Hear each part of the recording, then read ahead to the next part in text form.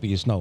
Kata bahawa saudara Kamil ni telah menang tanpa bertanding dan sebagainya. Tomohon tu mungkin daripada circle yang sama, yang dalaman kan. Macam mana penerimaan pemuda, anggota-anggota pemuda terhadap kemenangan Kamil? Dia YB biasalah, kita ni masyarakat kita ni dia suka drama. Jadi bila ada drama, ada traction. Bila ada traction baru orang nak dengar. Ni gosip apa ni? Ni cerita apa yang kita nak bawa pada hari ni? Saya rasa itu adalah satu propaganda yang biasa supaya orang datang dan dengar dan berminat untuk tahu sebenarnya apa yang berlaku. Sebab tu saya selalu singgung bahawa masyarakat yang ada dalam negara kita ini sebahagiannya itu dibentuk oleh apa yang saya sebut sebagai masyarakat mastika. Saya tak tahu YB dan juga Prof pernah baca buku Mastika. Mastika ni dulu selalu quote cerita hantu di mana dia akan berhenti di Tanjung Malik. Mastika kerap. Saya Ikmun ada lagi Mastika. Dah bentuk lain. Saya pernah berjumpa dengan bekas ketua pengarang. Dia kata Mastika itu pada peringkat awalnya dia memang majalah yang memberi pendidikan dan juga pencerahan kepada masyarakat. Tapi pada satu masa tu 90-an awal 2000 tu, saya ingat Mastika itu adalah top majalah nombor 1. Kenapa? Kerana dia selalu menceritakan cerita-cerita yang kisah-kisah yang sensasi. Kan kisah-kisah yang mati, lidah terkeluar, dimakan ulat, kemudian cerita balik daripada tanah suci, dia ada miracles, ada kisah-kisah keajaiban yang mana masyarakat kita tu secara umumnya itu dia suka akan hal-hal yang bersifat sensasi dan juga dramatik. Jadi ini adalah bagi saya drama-drama ini adalah satu hal yang biasa. Tetapi saya nak ulang balik yang saya sebutkan tadi bahawa pemilihan ini ialah medium untuk kita menyatakan visi dan juga misi kita dan apa yang kita nak bawa ke hadapan ini. Dan sudah tentu apabila kita di peringkat Angkatan Muda Keadilan, pemilihan itu berjalan dan berlaku dalam keadaan yang sangat baik dan sangat harmoni, dan ada beberapa perakan di peringkat Angkatan Muda Keadilan itu apabila kenyataan tersebut dikeluarkan, ditomah dengan sebegitu rupa, maka seolah-olah dilihat ingin mengheret sekali segmen Angkatan Muda ni yang sebenarnya dalam keadaan yang sangat baik, cukup baik, tidak ada pertemuan yang begitu tajam, tidak ada sindiran-sindiran nakal, tidak ada tomahan-tomahan yang tidak berasas. Jadi bila dikaitkan itu, maka ada sebahagiannya itu merasakan bahawa ini adalah satu tindakan yang tidak disenangi oleh pimpinan rakan-rakan daripada kalangan Angkatan Muda Keadilan. Dan saya pribadi saya hormatlah. Saya orang politik ni kalau tak kena serang, tak kena maki, jadi tak payah jadi orang politik lah. Jadi saya pribadi saya terima aja. Orang kata kita macam-macam lah. Betul. Di Facebook, di Twitter itu dan sebagainya. Tapi kena anggap ini sebagai sebahagian lah daripada ujian dan juga cabaran.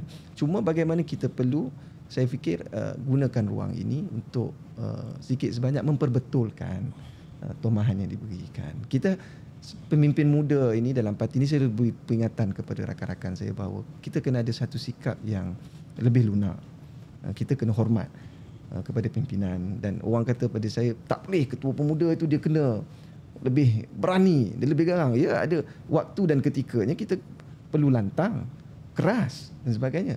Tetapi takkan kita nak ambil sikap dan juga pendirian yang begitu keras terhadap pemimpin-pemimpin yang ada yang jauh lebih senior daripada kita dalam parti ini, dengan mengambil pendekatan menghentam mereka secara peribadi, condescending ni, merendah-rendahkan usaha dan juga sumbangan mereka yang telah lama berjasa kepada parti. Dan akhirnya ialah kita membiarkan ataupun membuka ruang ini kepada anggota untuk membuat pilihan.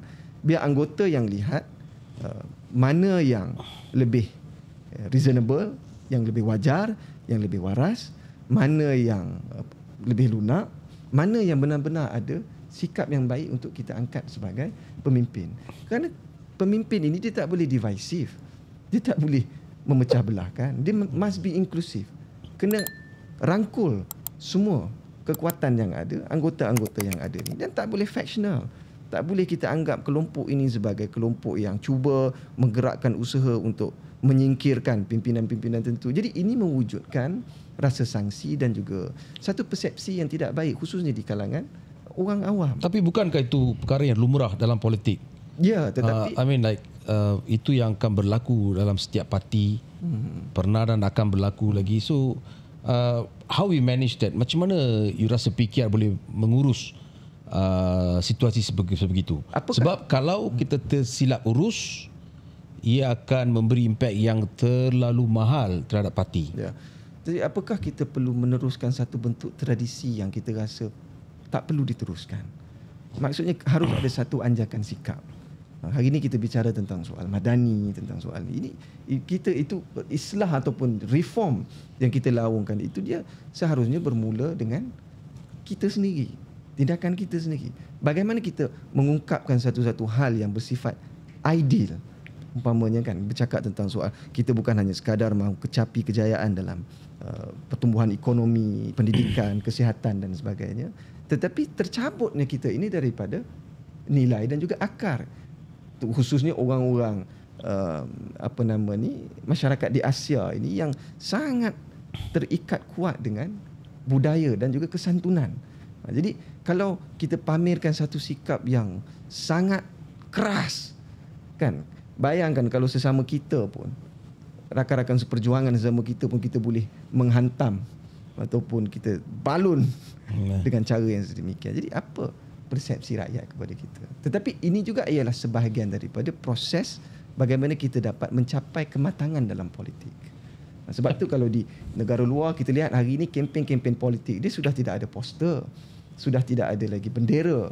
Kalau di UK umpamanya tak ada, maknanya dia dah jauh melangkaui itu. Dan kita hari ini sedang memasuki fasa itu, iaitu proses kematangan politik. Ataupun kalau paling dekat kita boleh bandingkan dengan di Indonesia, itu jauh lebih ke hadapan daripada sudut kematangan politik. Dan kita harap ruang yang kita berikan ini, dia ada damage yang kita kena tangani, kerosakan yang kita kena tangani. Tetapi dalam masa yang sama juga kita nak tunjukkan bahawa inilah keterbukaan yang ada dalam keadilan ini. Cuma saya umpamanya pada hari ini hadir di sini menggunakan ruang ini untuk memperbetulkan sedikit sebanyak naratif dan juga persepsi yang dicipta oleh beberapa pihak sepanjang pemilihan ini, khususnya buat masyarakat dan rakyat di luar sana, bahawa sebahagiannya itu kita boleh terima. Umpamanya kritikan. Kritikan ni kita kena belajar untuk terima kritikan. Orang nak kritik tentang lesu angkatan muda ini, pergerakannya lesu, tidak aktif itu dan sebagainya.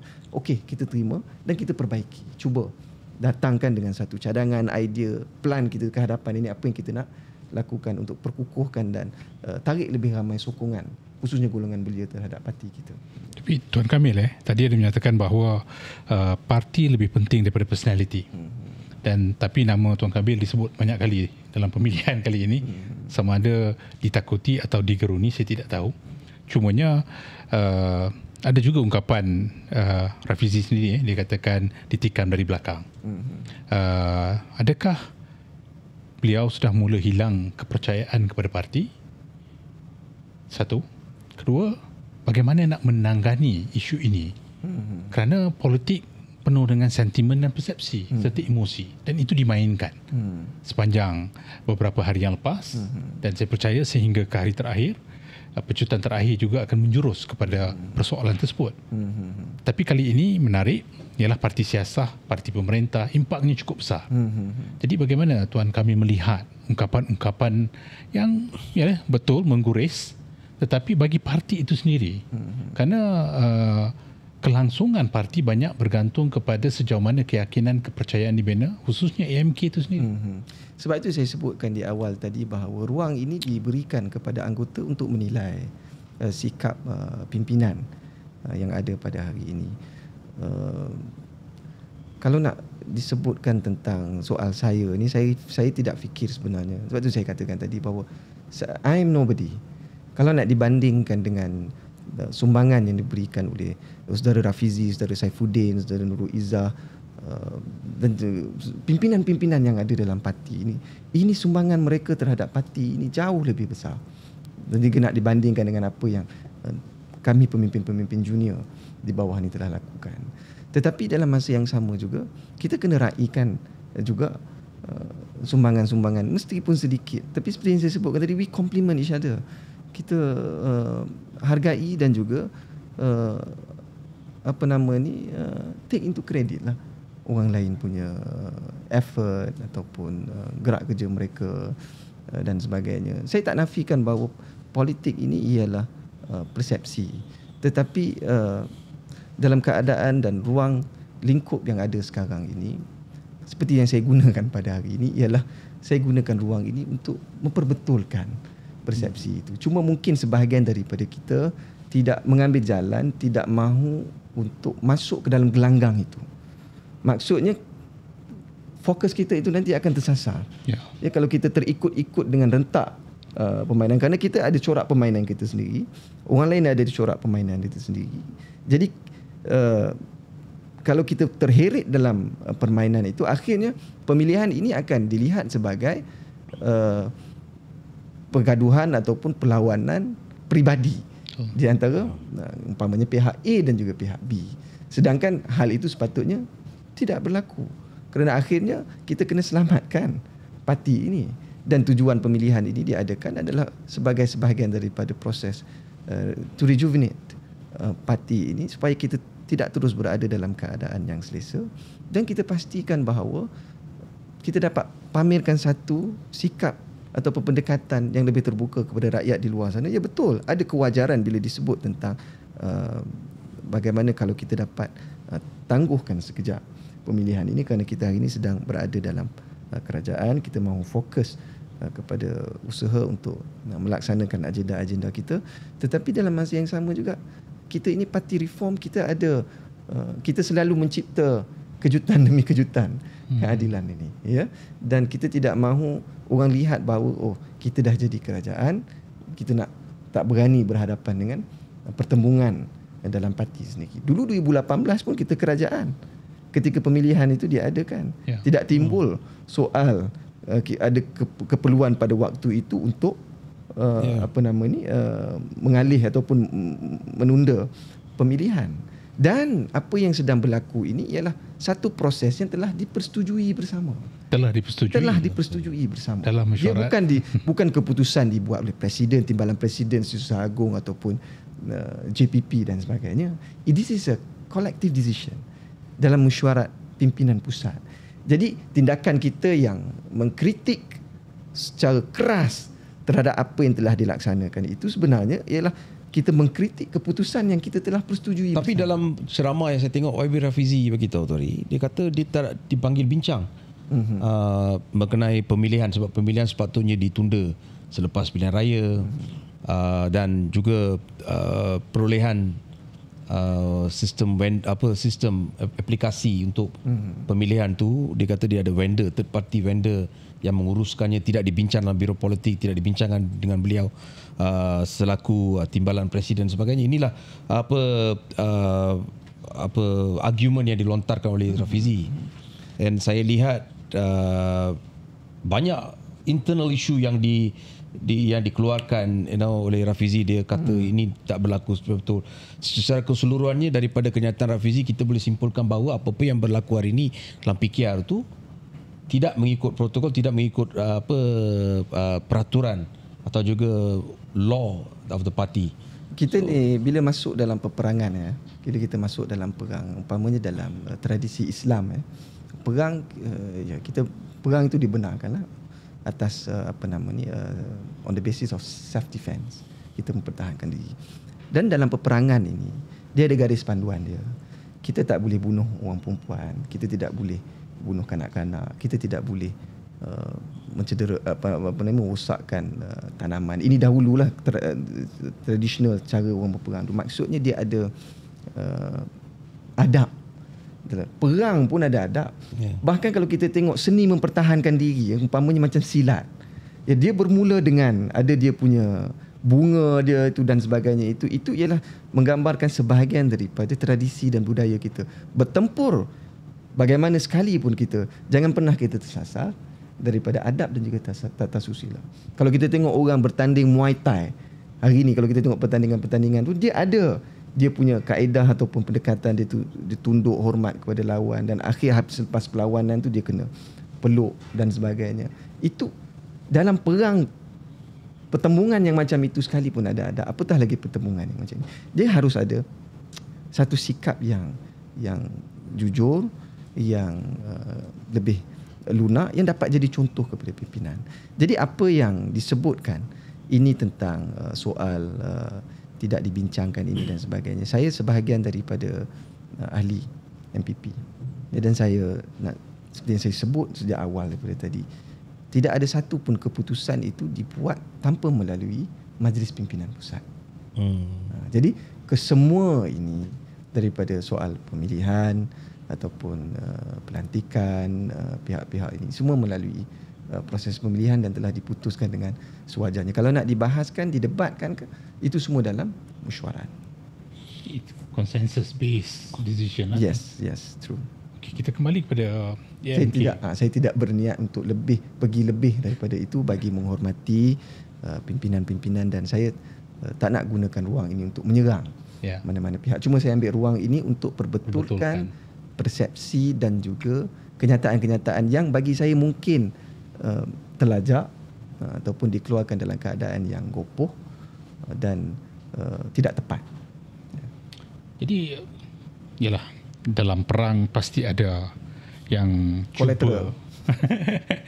Menggunakan apa sahaja cara kan, pendekatan untuk memenangi emosi, keyakinan, kepercayaan. Jadi dalam konteks Tuan Kamil sendiri sebagai Supol dan kini akan menjadi Ketua MK, bagaimana akan mengimbangi kedua-dua jawatan, dan apakah visi yang mahu dibawa untuk MK pada masa akan datang untuk memelihara adab ini, memastikan bahawa golongan muda ini bukan pemimpin pelapis yang akan datang, tetapi pemimpin hari ini bagaimana akan cuba diteladani yang lain untuk ketepikan apa saja yang sedang berlaku.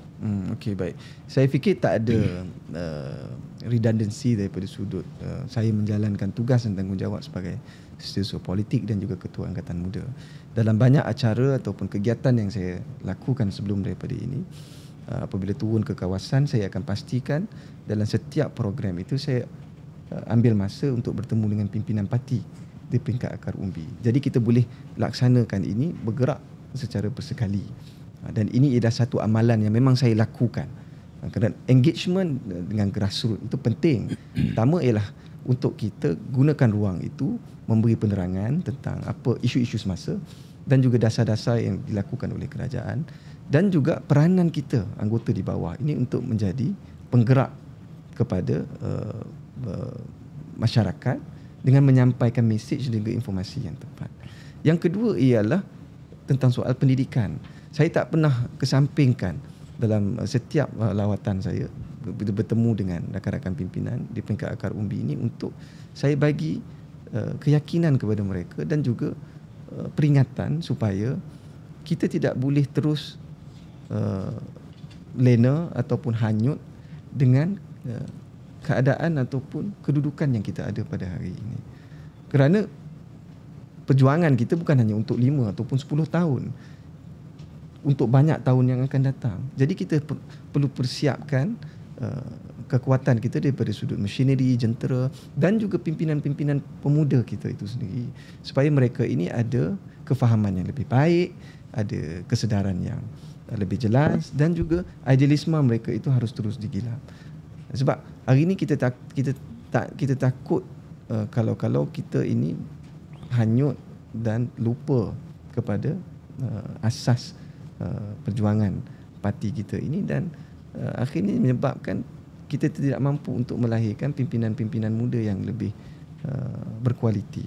Sebab itu di dalam Kongres Keadilan kelak yang akan diadakan pada minggu ini, saya juga akan mengumumkan beberapa inisiatif yang akan kita laksanakan sebagai usaha untuk kita terus memantapkan dan juga menggilap keupayaan kepimpinan dan juga idealisme di kalangan Angkatan Muda Keadilan dan juga program-program lain, kerana kita tahu ada keperluan untuk kita bagi kekuatan daripada sudut spiritual kepada anggota kita. Itu kerana itu yang akhirnya mengikat kita untuk terus berada pada landasan perjuangan ini.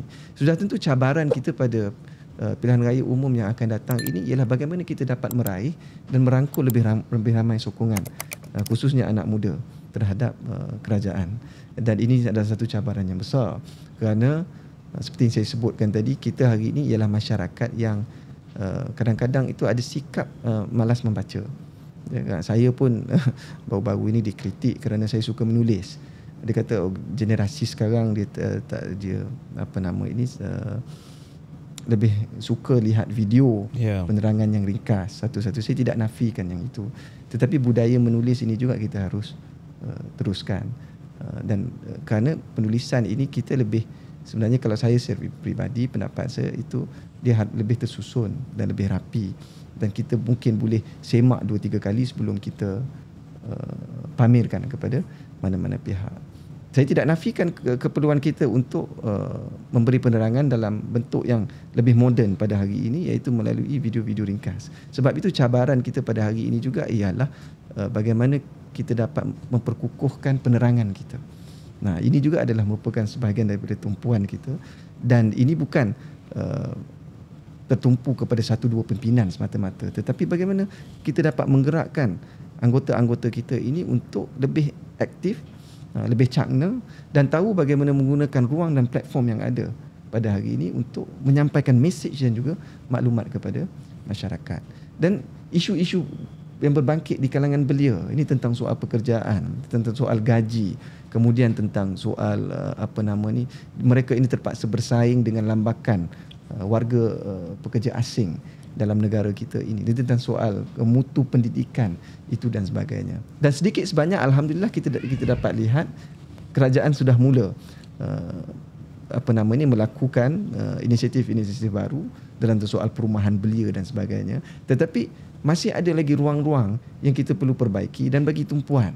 Jadi visi kita itu selain daripada kita memberi penerangan kepada rakyat tentang apa yang kerajaan telah lakukan, khususnya untuk golongan belia, Angkatan Muda Keadilan juga harus jadi pendesak kepada dasar-dasar yang difikirkan perlu dilaksanakan oleh kerajaan pada hari ini. Tak boleh dilihat sebagai satu kelompok elit yang hanya bergaul ataupun bercampur dengan kelompok-kelompok yang tertentu. Ini yang satu bentuk yang kalau kita tidak tangani dengan baik, ianya akan memberi kesan yang negatif, persepsi yang buruk kepada kita. Kita harus konsisten untuk terus menjadi jurubicara untuk rakyat, memperjuangkan hak untuk rakyat khususnya golongan belia, dan memastikan bahawa seperti yang saya sebutkan tadi, akhirnya orang memandang orang politik ini sebagai